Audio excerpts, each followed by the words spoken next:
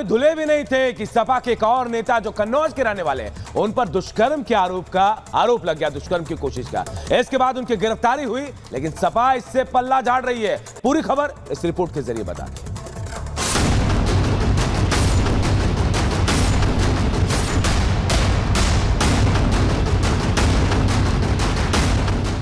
अयोध्या के दाग अभी धुले भी नहीं कि कन्नौज में अखिलेश के एक और नेता पर संगीन इल्जाम लगे हैं। एक बार फिर से समाजवादी पार्टी का बड़ा नेता एक बेटी के साथ कुकर्म करने की कोशिश के आरोप में गिरफ्तार किया गया है। धर्मनगरी में नाबालिग से गैंगरेप होता है। आरोप अयोध्या के सांसद अवधेश प्रसाद के करीबी और सपा नेता मोहित खान पर लगा है। अब वैसा ही केस कन्नौज से सामने आया है। समाजवादी पार्टी के मुखिया की पत्नी और सांसद डिंपल यादव के प्रतिनिधि रहे नवाब सिंह यादव को पुलिस ने कन्नौज से गिरफ्तार किया है। नवाब के खिलाफ एक नाबालिग लड़की ने नौकरी का झांसा देकर शोषण करने का आरोप लगाया है। पूर्व ब्लॉक प्रमुख रहे नवाब को जिले में अखिलेश और डिंपल का राइट हैंड भी कहा जाता है। सूचना का तत्काल संज्ञान लेते हुए थाना पुलिस और पीआरबी मौके पे पहुंची थी, जहां पे लड़की को बरामद किया गया और आपत्तिजनक हालत में अभियुक्त नवाब सिंह को भी हिरासत में लिया गया। इसमें तहरीर के आधार पर सुसंगत धाराओं में भारतीय न्याय संहिता और पॉक्सो एक्ट में मुकदमा पंजीकृत किया गया है। इसमें अभियुक्त को गिरफ्तार कर लिया गया है और विधिक कार्रवाई की जा रही है। हालांकि नवाब सिंह खुद को बेकसूर बता रहा है। पूरे मामले को राजनीतिक और पूंजीपतियों की साजिश करार दे रहा है। पुलिस और यहाँ के पूंजीपति मिलके ये षड्यंत्र कर रहे हैं। कन्नौज में नवाब सिंह के रसूख का अंदाज इस बात से लगाया जा सकता है कि जिस आरोपी को पकड़ने के लिए पुलिस टीम के साथ एसपी खुद मौके पर पहुंची, नवाब की गिरफ्तारी के बाद सैकड़ों सपा कार्यकर्ता थाने का घेराव करने पहुंच गए। हाई वोल्टेज ड्रामा चला, लेकिन प्रदेश में कानून का राज्य है और जब मामला महिला अपराध से जुड़ा हो तो अपराधी का रसूख नहीं, उसका अपराध देखा जाता है। अब पूरे मामले की तहकीकात की जा रही है।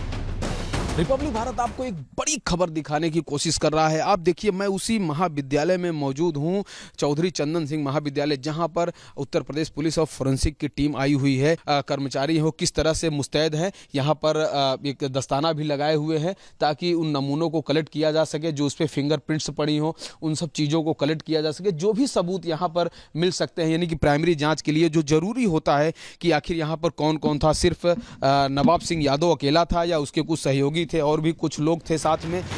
फिलहाल पुलिस ने पीड़िता की शिकायत पर पॉस्को एक्ट के तहत मामला दर्ज कर आरोपी को गिरफ्तार कर लिया है। आगे की कार्रवाई की जा रही है, लेकिन ये सवाल उठ रहा है, क्या समाजवादी पार्टी अपराधियों को संरक्षण देती है? क्या समाजवादी पार्टी में अपराधी सुरक्षित महसूस करते हैं? क्यों हर मामले में समाजवादी पार्टी का कनेक्शन सामने आ जाता है? वहीं सीएम योगी भी इस मामले पर नजर बनाए हुए हैं और अधिकारियों को जांच के बाद सख्त कार्रवाई के निर्देश दिए हैं। अब देखना ये होगा कि सपा सुप्रीमो आरोपी के खिलाफ एक्शन लेते हैं या मोहित की तरह डीएनए जांच की मांग करते हैं। Bureau report, Republic Bharat.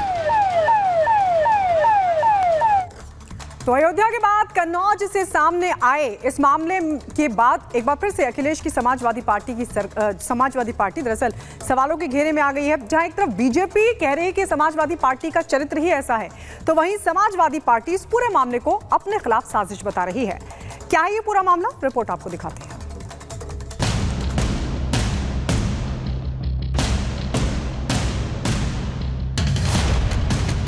तो उस दुराचारी का समाजवादी पार्टी से कोई भी संबंध नहीं है। कानून का राज है, कोई भी गलत करेगा उसके खिलाफ कार्रवाई होगी। समाजवादी पार्टी के नेता मोहित खान की काली करतूतों का हिसाब अभी पूरा भी नहीं हो सका था कि अब नवाब का काले कारनामे की पहली पिक्चर सामने आ गई है। अयोध्या की तरह इसमें भी आरोपी समाजवादी पार्टी का नेता ही है।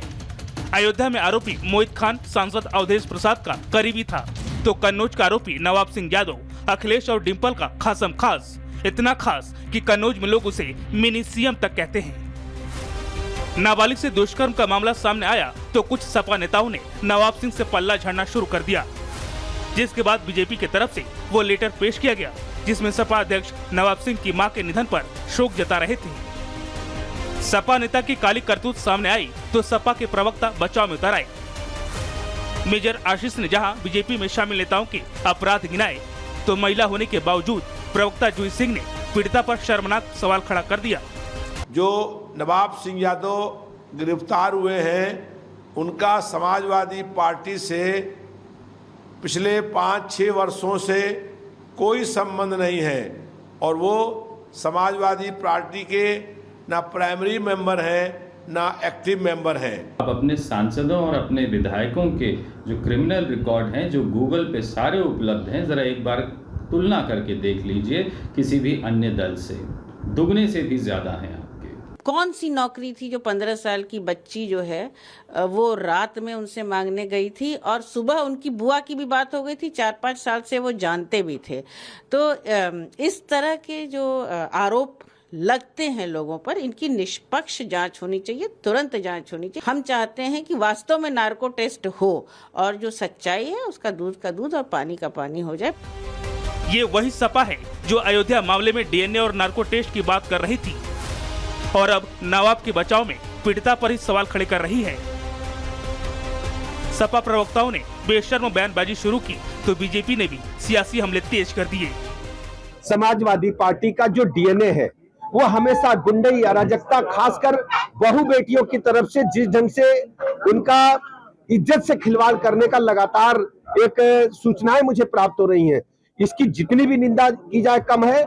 ऐसे दरिंदों को कानून के तहत कड़ी से कड़ी सजा मिले, ये मैं ऑफिसर से कहता हूं। और यहाँ पर वह व्यक्ति जो अखिलेश यादव के मुख्यमंत्री रहते, जिसको कभी यहाँ मिनी मुख्यमंत्री कहा जाता था, अखिलेश यादव के संबंधों से जिसकी चर्चा होती थी, और उसके बाद में जो अखिलेश जी की धर्मपत्नी श्रीमती डिंपल यादव जी को निर्विरोध सांसद बनाने में जिसकी बड़ी भूमिका थी और जो स्वयं उनका 7 साल प्रतिनिधि रहा हो, उसके लिए अगर समाजवादी पार्टी कहती है कि वो पार्टी में नहीं है तो ये अखिलेश का और समाजवादी पार्टी का और भी घृणित चेहरा है। कानून का राज है, कोई भी गलत करेगा उसके खिलाफ कार्रवाई होगी और किसी को भी कितने ही पहुंच रखता हो, चाहे वो अपने को अफलातून हो, कानून अपना काम करेगा, उसके खिलाफ कार्रवाई होगी।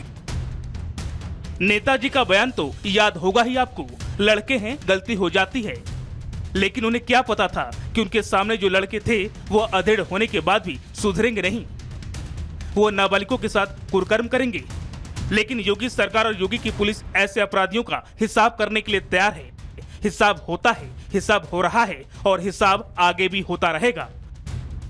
Bureau report, Republic Bharat.